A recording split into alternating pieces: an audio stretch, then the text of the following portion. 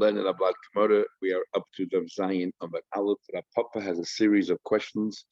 We learned prior to that, one of the forms of making the Nedarim is called Yodis.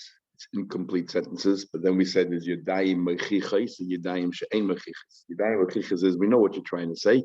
You just didn't complete the sentence. And if you really, really want, you can, complete the sentence differently, even though it's far-fetched. Yadayim she'ein mechichas is something that's just not clear what you're trying to say. However, Papa wants to know if the concept of yad exists in other places. For example, by Kedushin, he wanted to know, does the yad exist, even though we know exactly what you mean, but what does, generally, we probably think, but you know what you mean, but it's only a yad, it's incomplete. Is it Kedushin or not? And then we talked about Peah, and because Peah is compared to Korban, and now we're going to ask about Tzedakah. And the way he learns is there's two independent questions. One does not necessarily follow on to the other.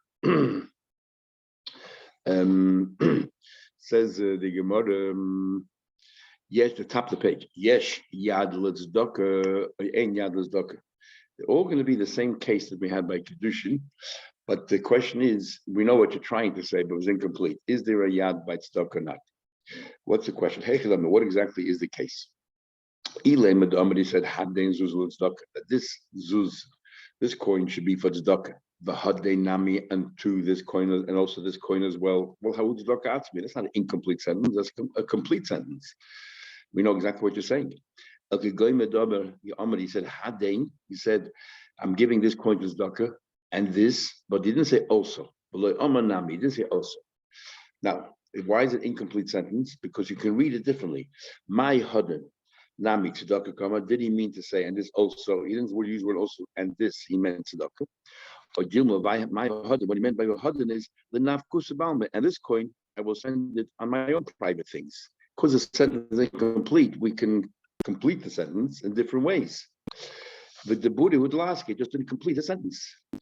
So the question is the yad or is the yad? Interesting, the Rosh learns that the only time we even entertained the idea when he said, and this coin, that is talking about expenses, is if he has no other money available, this is the only other coin available, so then maybe perhaps this is for expenses. But if he had other coins available, then it's like a complete sentence. Now, what's the shaila? Why yes, why no? Me, Amrina, do we say, Kivan, the Iskila Kabbanas, in the Pasuk, we equate Tzedakah to Kabbanas. How do I know the Chsib? It says, Beficha, it says in the Pasuk, Moses Vasecha Tishmar, everything that you utter from your lips, you have to keep, and you should follow. Just like you made a neder to Hashem Nedava, just like you make a neder for a carbon Nedava. And then, Asher Dibarta Bepicha, that you spoke with your mouth. So we say the word bepicha is extra to teach you tzedakah. So therefore, since tzedakah is compared to korban, ma korban is yeshla yad, just like korban has a yad.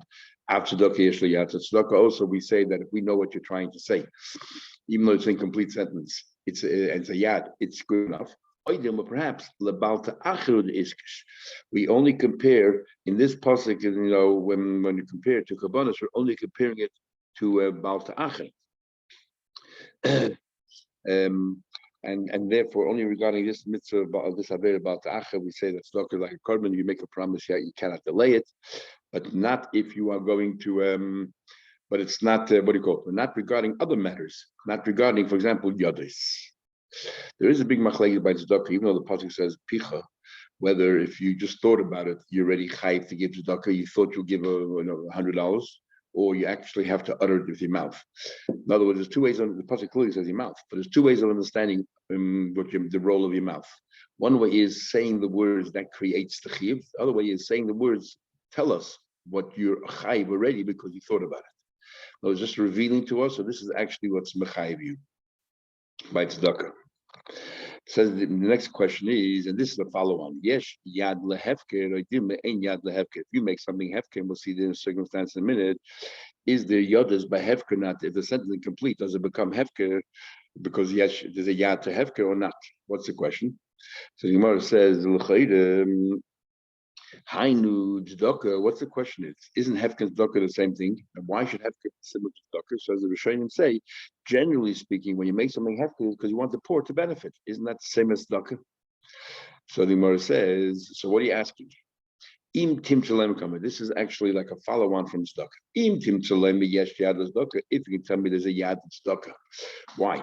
Why is the yad tzedakah? The pasuk talks about only the avera of leisach of the lake, but because the ein hekesh lemachza, we don't actually enjoy. We don't when we make an equation, we don't do one way. Once you compare A to B, then you compare it in every respect.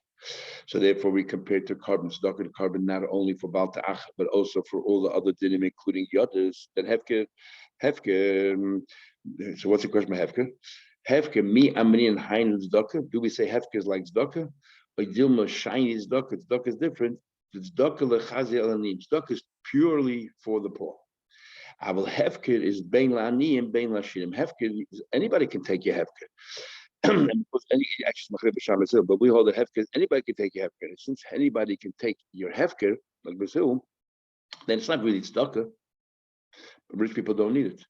There's a famous anecdote about a Quaker who was very wealthy. So he put out a sign in front of his farm that anybody who feels that he has everything he needs can have this farm for free. And some rich Texan was driving by and he saw the sign, so he walked inside and he said, I would like to have this farm. And the guy said, why do you think you're entitled to it? He said, because I have everything that I need. I'm a very wealthy guy, so why not? So the guy said, well, if you have everything you need, why do you want this farm? So in other words, even Ashirim also have needs. But nevertheless, it's not the same as Anim. So it's not real tzedakah. So that's the question. Is Hefker like tzedakah or not? And we remain with the question, as we'll see soon. The Gemara raises the idea that by tzedakah ein hekesh lemachza. We have a rule that a hekesh is not, it's not just partial hekesh; it's all or nothing. So then, what's the question regarding tzedakah? Well, since you compare it to carbon, ein hekesh lemachza, then surely tzedakah has the yad. Why is the Gemara remain with a suffix? So the Ran explains, when do we say ein hekesh lemachza if it's clearly written in the pasuk the two dinim, and we compare one to another like neder and nozer. Neder lindoy neder lazer lahazard. Okay, lahazard. They're both in the same pasuk. But over here, when we learn out one from another, it's not actually mefurish that it's tzedakah. Because it's not mefurish tzedakah, we're just learning it out. We're making a drasha. When it comes to a drasha and then comparing something else, we don't really have that rule ein hekesh lemachza. The Rambam writes, Hefker is metam neder. Hefker is like a neder. And the long tzas and Rejan Gimel talks about it. The idea is, what's Hefker do with neder? Hefker do with neder. And he says, regarding the idea, it's not really a kinyan. And Hefker means you cannot change your mind. But it's still yours. This is regarding chametz on Pesach. We make it Hefker whether it's good enough. Because if Hefker is only a neder, which means that it's still yours. That's a promise. Whoever wants it can have it, and I cannot change my mind. But it's still mine. I didn't make a kinyan take it out of my rishus. And all the Mefarshim ask where the Rambam gets it from. And L'chaydi gets it from this Gemara right here. That the Gemara is trying to compare Hefker to tzedakah, and so on. And the Rambam is machmer that Hefker is like neder, that you cannot change your mind. Anyway, the Gemara continues. Boy, Ravina, so we're asking the question, the Papa's question was, is there a yad by all of these cases? Ravina takes a few generations later, takes the question further, is the yad in something else? There's a concept called Hasmona Milsi. Hasmona Milsi means that you set something aside, it already has all the kedusha, whatever it is that you're trying to set aside, even though you haven't done it. Like we had like tefillin bag, tsar, if you just tied it together, you didn't put it on yet. Do we say Hazmana Milsi? We had it in Sanhedrin. Anyway, so here we're talking about a bathroom. We're talking about a bathroom here. A bathroom is a place you shouldn't say Hashem's name and so on. But if you set it aside, what happens? In the form of a yad. Is there a yad by a bathroom? There's no by yad by bathroom. What's the case? Similar to above.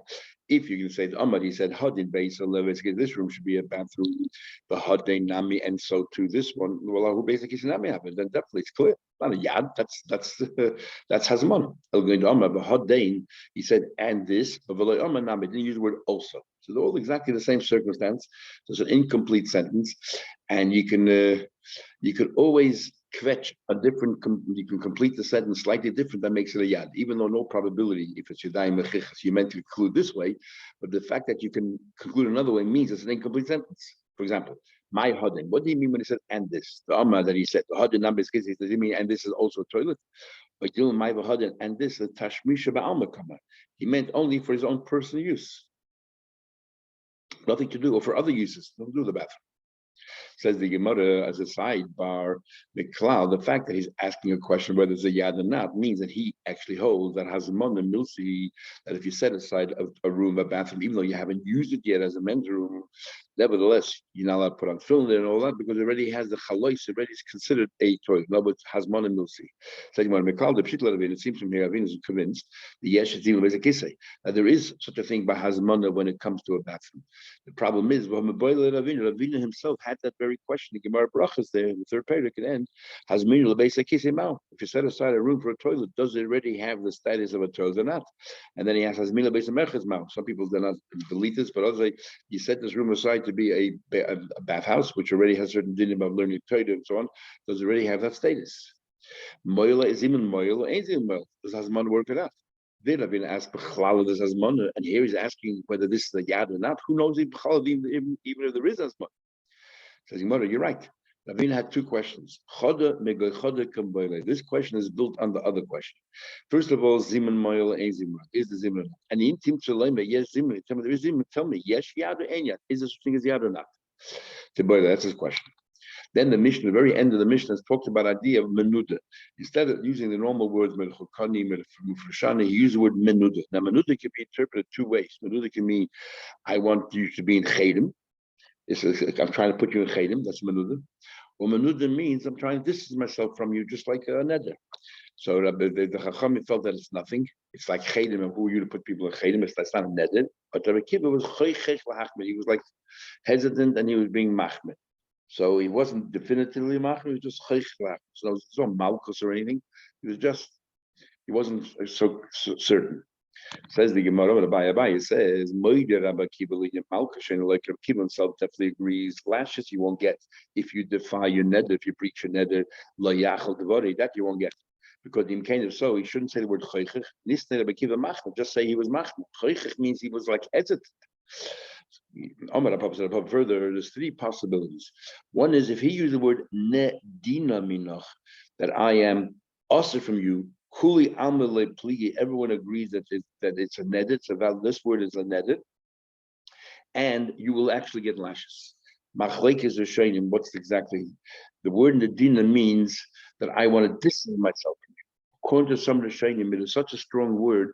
Though when we said Miruchukani, Mifreshani, Shmuel said before, you also have to then complete the sentence, Shani Oichalach. I have to know what you mean. It doesn't mean I won't talk to you, or it means I won't eat for you. However, says some of the Shainim over here, it's such a strong word, Benedina, I don't have to even conclude Shani Oichalach. The neder is Chal. The Ran says, no, you have to finish off with Shani Oichalach. And if you didn't, then it's not really a neder or anything. But then everyone agrees you get Malchus, because it's clear it's a neder. If he says clearly mishamtana minoch, which is the common word used to put someone in chein, everyone holds that it is permitted. It's not considered, even if it concludes shani oichalach. There's no neder here at all. Nothing happened. Why? Because it's not the language of a neder. This is the language you use when you want to put someone in chein. When is a machlekes of a kiv in the chachamim? My plea, he used the word bimenuda. The question is menuda similar to nidoina, distance yourself, or menuda is similar to mishamtana, placing you in chayim? Rabbi Kiva said, Rabbi Kiva hold that's a lotion of neder. Also, I'm separating myself from you. Therefore, it's a valid neder, and so on. Perhaps, but Rabban Sabri lishin mishamtana. Rabban argue it's a lotion of chayim, and therefore it means nothing. So, according to this view, then the only time the only time Rabbi Kiva Chama arguing to use the word menuda. However, no, the Yusham Tana there's no argument. Even Rabbi Kiva Meida, it's nothing. However, this argues of Chizah the Hugaba. There's once a story with a person I want to put all my nechasim shamtana. I don't have any benefit from the nechasim of the son of Rabbi Yemir Shabbat, and he used the word shamtana. Then also the Kamar Chizah. Then he gave Rabbi Chizah and Amalei, and he wanted to know whether they survived by it or not. Amalei less the choshla halakiv. He said Rabbi Kiva taka holds that, but we don't agree with it. So it's clear Rabbi Chizah understood that Rabbi Kiva would hold that even the word shamtana is also a valid neder. Because what he believes with Shamtana plea, they're also arguing regarding Shamtana, or maybe even they're only arguing Shamtana. Okay, Omar Abela said, Omar Rab, Nidehu Bifana, talking about Chaydim, if you put someone in Chaydim and you put him right in front of him, went over to him and he said, a Chacham went over and put someone in Chaydim, Ein matidin loy ela b'fanav. You can only be matir the chedim if you go back and tell him openly. But in the day you should leave in front of, if you put him in chedim, not in front of him, the bezin made it, an absentia and said this person should be put in chedim for his behavior. Then matidin loy bein b'fanav bein should leave in front of. Then you can undo that, annul that chedim, whether it's in front of him, what's not in front of him. Look all about the laws of chedim, the end of my cut. Big machlekes are showing him here exactly what the reason is. The Rosh says very interestingly, it's to give covet to the reason why if you did it b'fanav, you have to also undo it b'fanav is because you did it b'fanav, you did it since you put him in chedim, then the right thing to do, the dignified thing to do, is to go in front of him and remove that chedim. That's out covered, and therefore, by the evidence, if you didn't do it, it's still the chedim is removed. But out covered, you should do it in front of him. But if you didn't do it in front of him in the first place, then it doesn't matter if you're in front of him or not in front of him. There's no cover to do it in front of him. In fact, the chiddush is that you could also do it in front of him because maybe you're embarrassing him because you did it out in absentia. Maybe you should undo it in absentia. Go to him and say, "Look, the chedim we placed you is gone." Maybe that's embarrassing him. The chiddush is you can still do it in front of him. That's one way of viewing. Another shot is we're worried. We're worried that if we put him a chedim in front of him, and then the bezin decides to undo that chedim and not in front of him, then suddenly he sees people start talking to him. He thinks, nobody cares about chedims anymore, and it'll cheapen or it will weaken the whole concept of chedim. Therefore, it has to be b'fanav. But again, if he didn't, it's all right. If you put him a chedim b'fanav, and then he sees people start talking to him, he'll realize that the chedim is gone. The third view is that if you put someone chedim in front of him, it's such a powerful chedim that the only way you can undo that chedim is in front of him. So therefore, if he did, but he didn't, it's not removed at all. So talking about chedim, if you hear someone saying Hashem's name in vain, you have to put him a chedim. He's over a mitzvah. I say it. And therefore, you're not allowed to say the Abish's name in vain, and we put him in chedim. And you have a mitzvah to put him in chedim if you have actually heard it. And if you didn't put him in chedim, who atzma you hate ben you do, then you yourself should be put in chedim. Why? That whenever Hashem's name is said just like that without any respect, sham aniyas mitzuya, poverty will run rampant in that place. So if you heard about it, you have to put him in chedim. Even though it says clearly that if you see any person misbehaving in a public way, you have to put him in chedim. The only difference is that over here, if you didn't put that person in chedim, then you yourself should be put in chedim. And that we don't find anywhere else. Not that you automatically go in chedim, you have to put yourself in chedim. And how do I know poverty is such a terrible thing? Poverty is equal to death. How do I know? From Dasan Aviram. Moshe Ben was told, you can go back to Mitzrayim, all those people who sought your life are gone. And who the main antagonist of Moshe was Dasan Aviram. And Dasan Aviram, constantly pop up every machlekes in the Chumash, way after the story of Yetzias Mitzrayim. But it says that they're dead. So obviously they were still alive, and yet we treat them as dead. It actually, according to one medrash, when Aaron passed away, and the Eden went back ate Messias towards Mitzrayim, it was Dasan Aviram they asked to lead, which is very astonishing because the Torah seems to say that they died by the Ma'aseh of Korach, unless the Ma'aseh of Korach, according to that medrash, happened towards the end of Moshe Rabbeinu's life, not at the beginning. And the way we learn it, the Korach happened around the time of Meraglim, right after the time of Meraglim of Shlach. And in fact, in some svarim, the Tzaddik Kohen talks about that the Dasan Aviram were actually tzaddikim. The Torah spent so much time talking about them; they had a different shit altogether. But anyway, so why taka the Torah say they died when they weren't? So that's because we say that four people considered as if they're dead. One is if somebody's a mitzvah, but it can't be talking about Dasan Aviram because the Tzaddik Kohen saw they were between all the Edens. Obviously, they weren't a mitzvah. The other one is that they were blind, and again, it can't be they were blind because it says we should gouge their eyes, so obviously they could see. Another one is they have no children, but if they have no children, it's hard to, well, according to the Ran, the problem is who cares if their children or not? They can still go and talk to Pari, so that they have no bearing, which is very odd because the Torah clearly says by the story of Kedar that Dasan Aviram died plus their children. So I'm not sure why the Ran doesn't mention that. Others do mention that. And then, so the only left is poverty. The Dasan Aviram became very poor, and therefore they were like mace. They have no influence. When you're like mace, they have zero influence anymore over anybody else, so therefore they're not a threat. Another proof, at time we learn come up, whenever Chacham got angry with somebody, and they give him a look, one of those harsh looks. The end is either become a gaushal at summers, they die, or they become poor. So we see poor is equal to to Misa. So therefore, if Hashem's name is said in vain, and you were there, you must put that person in Chayim.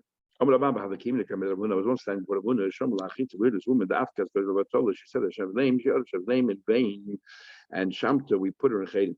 But but immediately, right in front of her, they removed the Chayim. They put her in Chayim to scare her, to make sure she realized the seriousness of her Aved. Shmam Naflat, we learn from it three things. Shmam Nashmesh, God Hashem B'Chavedes. First, we heard if you hear someone say Hashem name in vain, you have to put them in Chedim. Number two, Shmam Nidaya B'Fanav. If you put someone in Chedim in front of you, Ein Matin B'Fanav. He did straight away while she was still there. So you have to do it in front of them. And Shmam, the third thing is Ein Beinid L'Afar L'Klum. Even though it says normally it's 30 days, but if you want, you can be made for straight away. Because this need is not a real need. This is more to I guess instill in her that fear that she should never say Hashem's name in vain. Big machlek is a shaynim. If you make a bracha of atal, is that called saying Hashem's name in vain? The Rambam holds that it is, and we Rambam quotes the Rambam, and also Tshuva and Perador Kufay, where the Rambam says that saying Hashem's name in vain in a bracha is a isa the araisa, and according to Pesach and Rishon and Nedarim in other places, it's not isa the araisa because he says the fact is you're thanking Hashem for giving the mitzvah lulav. It's the middle of Chanukah, but it's still a fact that you gave us a mitzvah, so it's not. It's even though you didn't, the bracha is unnecessary. It's not saying Hashem's name in vain because it's in the context of thanking Hashem. So it would come out of according to the Rambam, if you hear someone make a bracha in vain, just wantonly for no reason, that you should you have to put them in Chedim. If a Talmid Chacham feel that he deserves to put himself in Chedim, he can, and made from Atzmai, and he can also annul that Chet. So if he put himself, why can't he annul himself? Then Ma'ut would have thought the famous rule we had in more brachas that ein chavush matir atzeh beis hasurim. A tzaddik can give brachas to everybody. Heading more Rabbi Yochanan. A tzaddik give brachas to everybody, but he not to himself. The child, a rebbe has children. He can give brachas to everybody, but he can't give brachas to himself. Because a prisoner cannot release themselves from prison. So I would have thought that a Talmid Chacham, even though he's going to put himself in Chedim, cannot undo that. Kamash Shalom, that he can. Hey, I mean, what kind of case, what kind of example is that a Talmid Chacham puts himself in Chedim? Ki hadam mazut chasidim, mazut lechasid. Ki mechai bar berav, there was a yeshiva bach who committed a sin, and he had to be put in Chedim. First mishamet nafshe bereisha. First he put himself in Chedim, and the hadam mishamet bar berav, and then he would place the yeshiva bach in Chedim. Why would he make himself a Chedim? According to some Rishonim, because he felt that he did the wrong thing, putting a Talmid Chacham in Chedim. In fact, it says he shouldn't put a Talmid Chacham. So he wanted to do tshuva for himself. I'm about to do something which I have to, but I have no choice, and really it's the wrong thing to do. So he put himself in Chedim as a kapara. Another reason is to remember. Sometimes you put someone in Chedim, you forget that you put them in Chedim, you don't realize the consequences. So if I myself am in Chedim and I have to undo my own, I'm feeling the pain. It's an amazing Gemara. Before you mete out a punishment to somebody else, you should feel the pain of what you're doing to the other person. So you should realize the consequences, not just go ahead and mete out punishment just like willy-nilly. So here, he was about to put someone in Chedim. He decided to go through the same thing, so he realizes what it is, and therefore, just like for himself, he's going to try to undo the Chedim as quickly as possible. So he will remove the Chedim from the Talmid Chacham. As soon as he comes home, first he makes a Chedim permitted for himself, and then for everybody else. Why does he remember to do it as soon as he gets home? Because that his family should be able to talk to him. So from here, we learn Nedarim and others that even when someone's a Chedim, even though nobody's allowed to have any dealings with you, even the family cannot have any dealings with you because otherwise, what's the rest? He'll come home. If the family can have dealings with you, he's no sense of urgency to remove that Chedim. But the big machlek is a shayni. What about your wife? Somebody he's in Chedim, can his wife have dealings with him? And the Ran brings here the Raiva that says that ishtoi kegufa, your wife is you, and therefore, she does not have the mitzvah, just doesn't have the avera of dealing with you because ishtoi gufa. So the question really is the reverse. If ishtoi gufa, then is she also like in Chedim or not? On the other hand, we don't say that because she didn't do anything wrong. And the Gemara continues further. How do you know? How do you know that you can make a shavua to fulfill a mitzvah? It says, I swore by Kayema and I'll fulfill all your mitzvahs, lishma mishpatei kecha, to fulfill your mitzvahs. Now the question is, we have a rule that one shvua, since a shvua is on the person, you cannot heap a second shvua on the first shvua because it has nowhere to coincide. I already have a shvua on my body. It's not like a neder where I make the chayfetz forbidden. I can make a shvua on top of a neder. If I make a neder that this piece of bread is also to me, the isa is on the bread, not on me. So then I can make a shvua that I won't eat that bread because my gabra is still there's no isa on my gabra, but a shvu on top of shvu you can't. So the question is, we all were sworn in Har Sinai. So how can you make another shvu to do a mitzvah when you already made a shvu in Har Sinai that we're going to keep the mitzvahs? Big problem is, when in the world did we make a shvu in Har Sinai?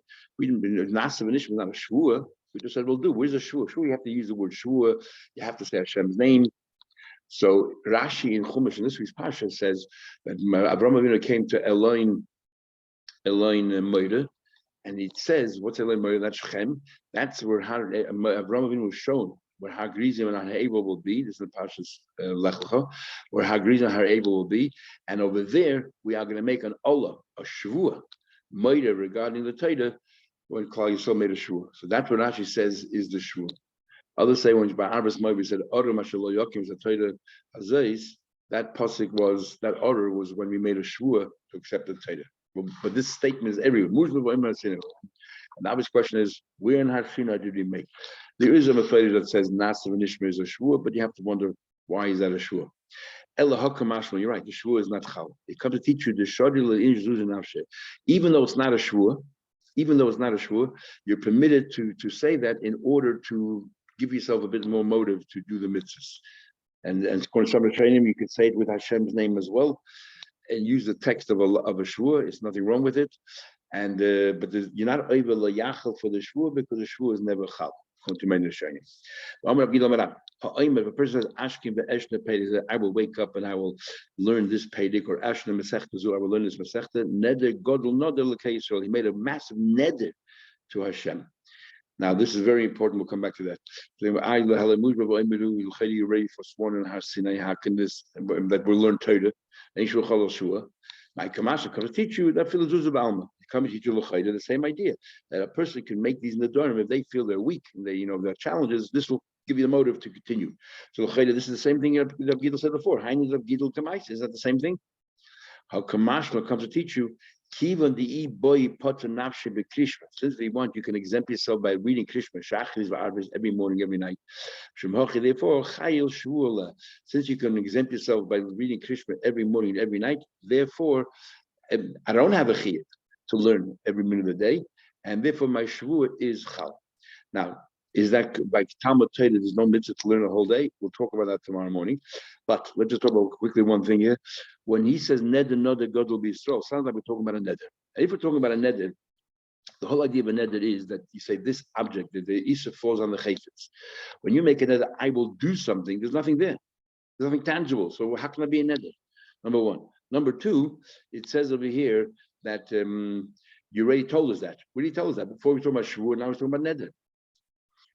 And when you say we already sworn in Har Sinai, but sworn in Har Sinai has nothing to do with neder. We didn't make a neder; they made a shvur. So the big machlek is a shaynim here. When he says the word neder, God will not the case. We're talking about neder or shvur. According to many, it's really a shvur. And even though you use different words, it's a yad l'shvur. It's a yad l'shvur, and that's what we're talking about. That's why we're saying you already told us about a shvur, and so on and so forth. And the reason why it can't be neder is because remember we had a machlekes if a neder can be without being hatfasa, or it has to be hatfasa. So you have to take something. I'm comparing it to that because here you can only do that when it comes to the Isa, not to come to something positive. However, others learned that this is a neder, and there are two kinds of neders. There's a neder where you ban something, and there's a neder like a carbon. A neder of a carbon is something positive. I will do, and because there's a neder of something positive, it's chal. But what's the logic in that? By carbon, at least, you have an animal there. And therefore, the Kedusha is chal on an animal. It's something, still an object. So they say, yes, there is an object here. That's me. The Kedusha falls on me. If I take a mitzvah neder, I use the word neder, I don't say the word shur, I use neder, it is chal. And therefore, you could make a neder to do mitzvahs, which answers the question of a Akiva Eiger. We had a few days ago in Gil and Shas where he said, oh, Hashem should open my eyes. What do you mean this bread I will eat? You see here that you could make a positive neder. On the other hand, we can say that Akiva Eiger is talking about here, it's a mitzvah. By a mitzvah, maybe you can make a positive net. Who said you can do that when it's not a mitzvah? Just stam, I'm going to eat a piece of bread. Anyway, it's a big machlekes, and tomorrow we'll talk about the mitzvah of Talmud Torah.